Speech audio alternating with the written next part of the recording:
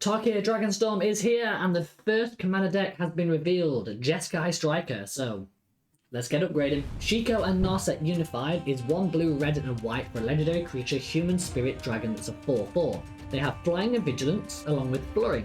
Whenever you cast your second spell each turn, copy that spell if it targets a permanent or player, and you may choose new targets for the copy.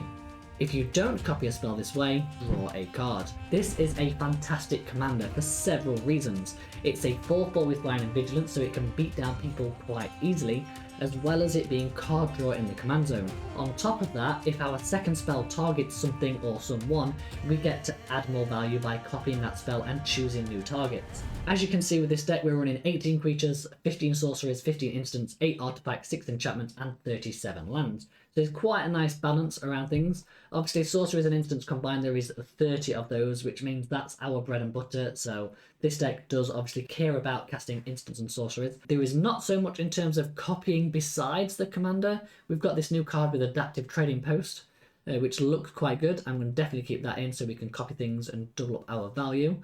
I'm not sure about some of these high-ended costed spells and what we're going to do with these, but we'll see how that goes, because I think I want to take this in deck into a space of casting 2 spells a turn, so we get the benefit of just copying something and getting extra value, or we're just going to get that card draw and keep stocking at hand. There is also a bit of a sub-theme of token creation, and I know, obviously from experience, there is quite a few things that trigger when you cast your second spell or draw your second card, so I think we can start add a few of those cards in here and start to optimize it that way.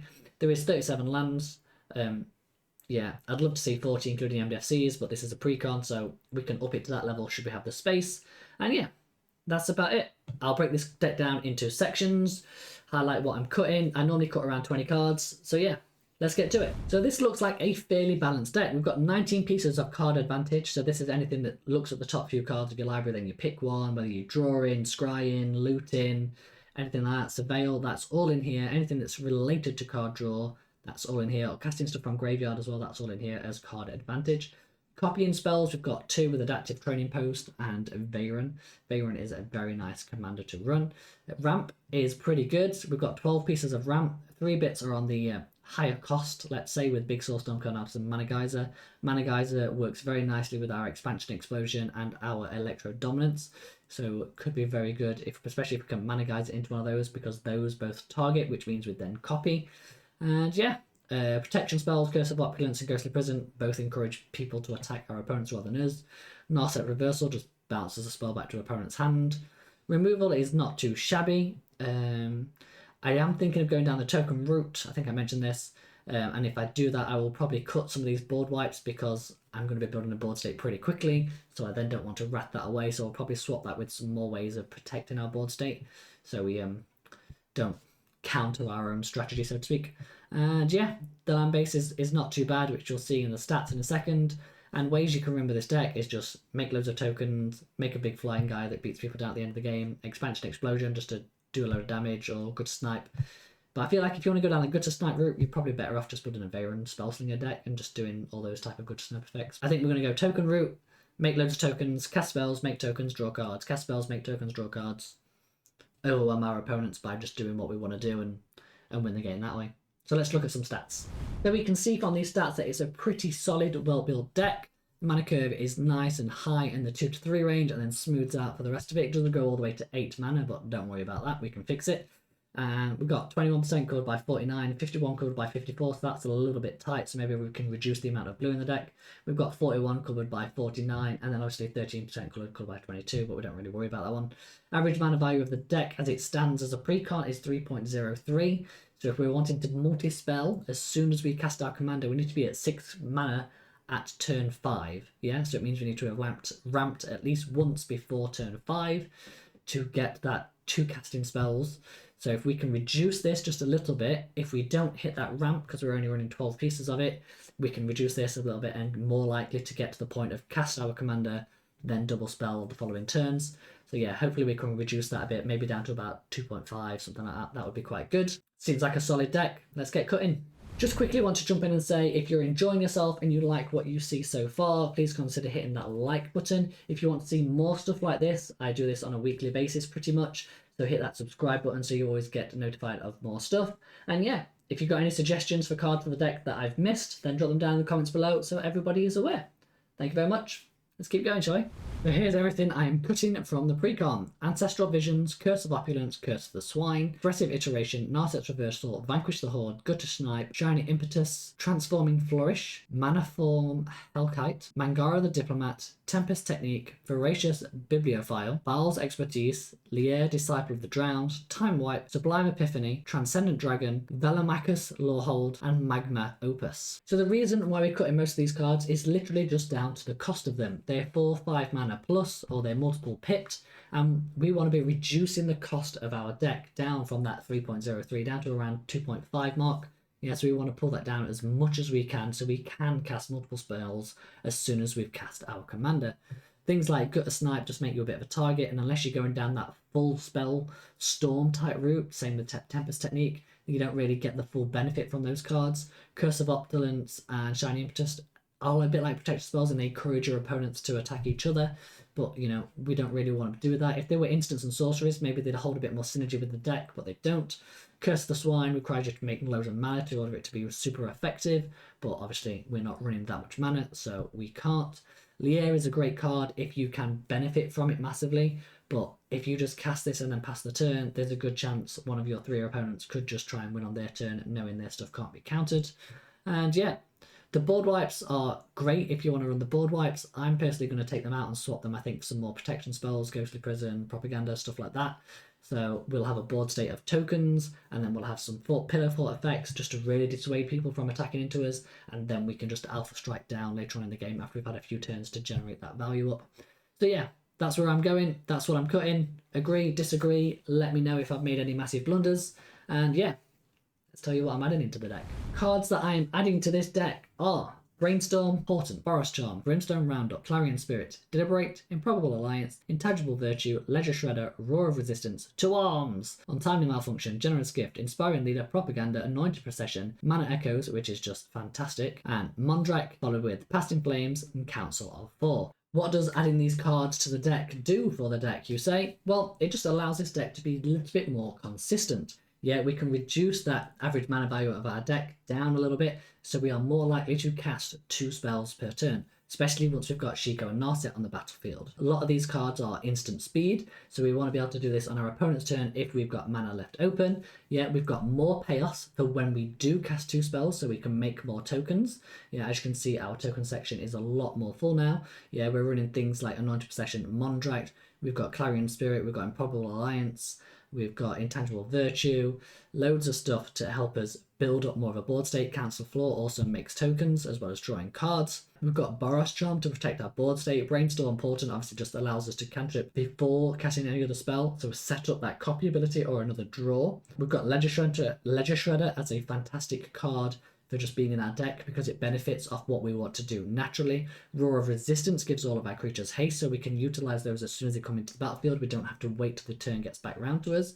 And if we does get back round to us, or somebody tries to attack us before we're ready, we can cast 2 arms, untap everything, catch them off guard. Especially if somebody goes to attack you, you cast 2 arms, you untap all your creatures, you draw a card, you then cast a piece of removal spell that then copied because it's targeted removal. They've now suddenly swung out into you, all your stuff is now untapped, and they've just lost their 2 most precious creatures. You know, fantastic blowout that's available with these types of options. Untimely Malfunction is just a great piece of removal, same with Generous Gift. There's just been a spoiler come out with the new blue land that can make things uncounterable. Do not be scared to use Generous Gift on people's lands. Yeah, there is some very good lands in Commander these days. You know, your Fields of the Edge, uncountable stuff, Cavern of Souls, all that type of stuff. Remove them, you know, play fair magic. Inspiring Leader, once again, just creatures, you tokens you control, get +2/+2, buff up those creature tokens, make yourselves really strong. Mana Echoes is a fantastic card in this deck. Whenever a creature comes into play, you add 1 mana to your mana pool for each creature you control that shares a type with it. So if we've got something like a Clarion Spirit on the battlefield and we've double spelled for the last 3 turns, all of a sudden we've got 3 white spirits on the board. Then we cast Mana Echoes and cast a second spell after Mana Echoes. Another spirit comes in, and all of a sudden we've got 4. It's paid for itself. In Flames help us cast things from our graveyard again. And yeah, that's about it. Propaganda just gives us a bit more protection. Council of 4 is more draw and also token creation, which ties up with our casting 2 spells per turn. So looking at the deck as a whole now, we have got 15 creatures, 11 sorcerers, 17 instants, 8 artifacts, and 11 enchantments with the 37 lands. If I could cut cards and make some more changes, which technically I could do, I would definitely upgrade the lands a little bit more, maybe add 3 MDFCs in there, getting us up to that 40 lands to really be consistent in hitting our 4th land drop naturally, and then the ramp just being bonus. We've shifted more of our sorceries into instant speed spells, so we can really start to advantage that casting on opponent's turn. Our enchantments will help buff our board state, which is created through all of our token generation, and obviously enchantments are the hardest type of opponent to be removed outside of lands, but you know, nobody counts lands really. If we switch it round to our tags, you can see we've got 18 pieces of card advantage, 4 pieces of protection, 10 pieces of removal, the 37 lands, 3 good clear ways of winning in the deck. We've got 15 cards that care about our tokens, whether it's generating tokens, doubling the amount of tokens, or buffing our tokens up. We've got 13 pieces of card ramp, and we've still got 2 spells which duplicate spells that we cast. The Adaptive Training Post, by the way, I think is a fantastic card for spell slingers decks, so it'd be really cool to see how this one plays out. If it turns out to be absolute dog, then obviously cut it. But yeah, I think this is a really nice deck. On to some cards that I didn't add in that are really good. There's a Planeswalker actually in this deck that I nearly did put in, even though I don't really like Planeswalkers. There's some cards you might want to consider to add into this deck. Radical Idea, you know, just another fantastic card spell. Cast it, it then goes to the graveyard. You can cast it again with your Jumpstart. Lovely jubbly. Battle Hymn and Seething Song. If you want to go down the route of really going heavy into that expansion explosion type gameplay, the electro dominance type stuff, adding cards like this would be really good. Battle Hymn in this deck, because we create so many tokens, is great.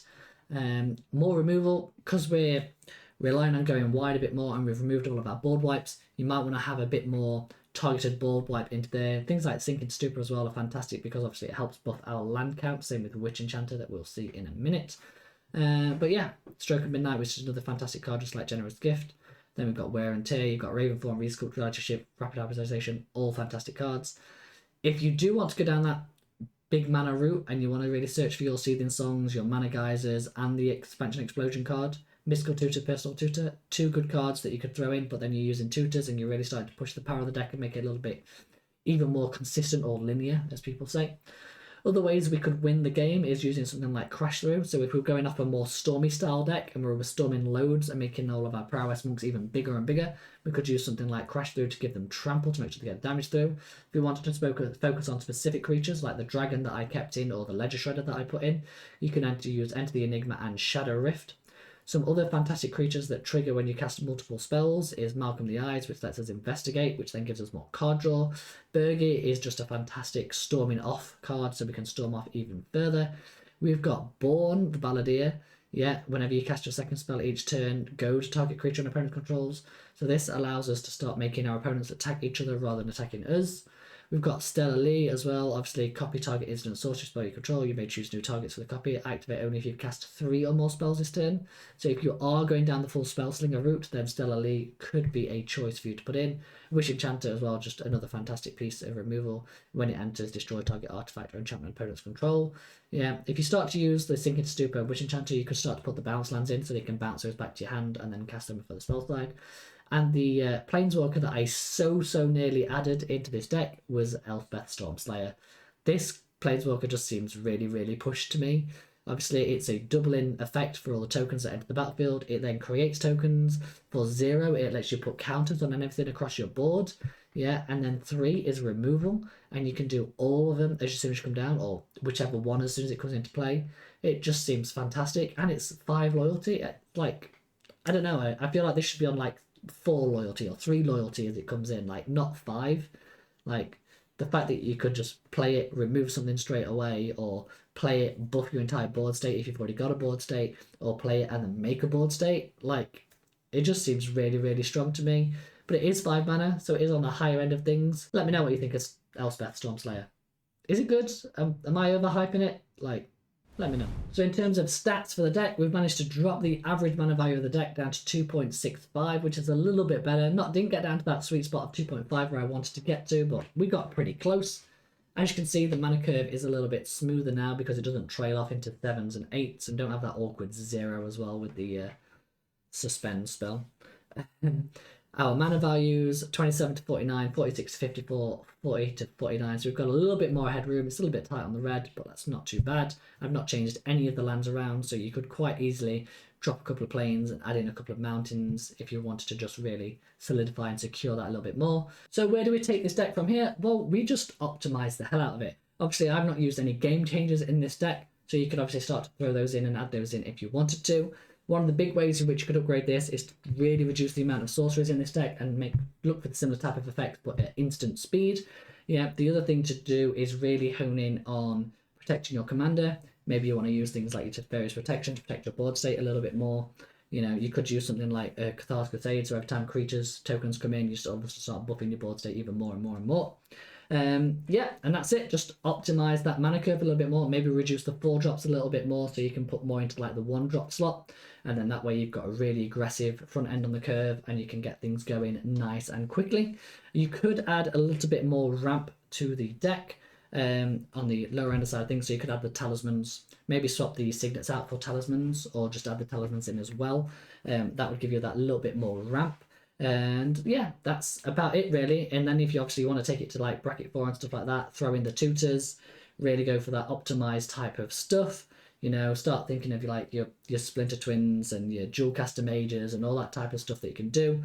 But at that point, you're probably wanting to cast way more than 2 spells a turn. So I'm not sure if Shiko and Narset will be the commander for you. If you want to do that, you could probably look at some more broader commanders and get some better effects for those. But yeah, there we go. I think this deck is great. I used to have a Veyron Spellslinger deck, and I took it apart because I was fed up of playing solitaire on my own while 3 people stared at me. But yeah, it's just one of those things. They are good fun. They're great for learning about priority passing, the cards on the stack, interaction, stuff like that. If you've not played a Spellslinger deck, definitely recommend it.